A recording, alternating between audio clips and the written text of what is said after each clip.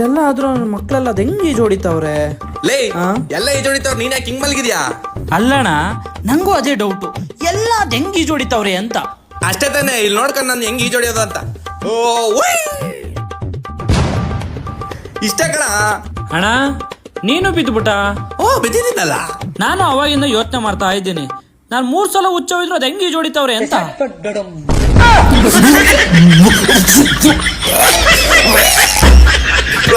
ಯಾಕೆ ಈಜು ಹೊಡಿಯೋಣ ಅಣ್ಣ, ಹೊಡಿಯೋಣ, ಬೆಚ್ಚಗಿರ್ತಾವ ನೀರು ಅಣ್ಣ, ಹೊಡಿಯೋಣ.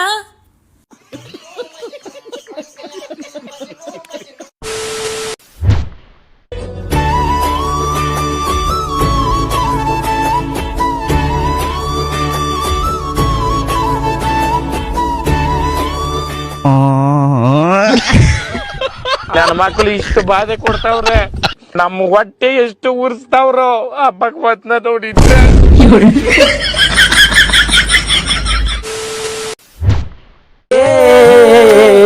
ಒಂದ್ ಆಟ ಆಡೋಣ. ಏನಂದ್ರೆ ಇವಾಗ ಮುಳ್ಗಣ, ಯಾರು ಫಸ್ಟ್ ಎದ್ದೇಳ್ತಾರೋ ಅವರು ಪಾರ್ಟಿ ಕೊಡ್ಸ್ಬೇಕು. ಸರಿ, ಆಯ್ತು. ರೆಡಿ? 1 2 3 ಸ್ಟಾರ್ಟ್.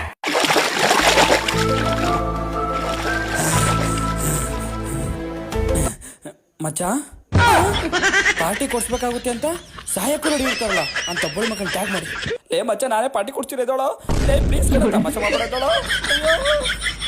ಈ ಜನ್ಮ ಅಲ್ಲ, ಇನ್ನು 10 ಜನ್ಮ ಬಂದ್ರು ನಿನಗೆ ಪಾರ್ಟಿ ಕೊಡ್ಸಲ್ಲ.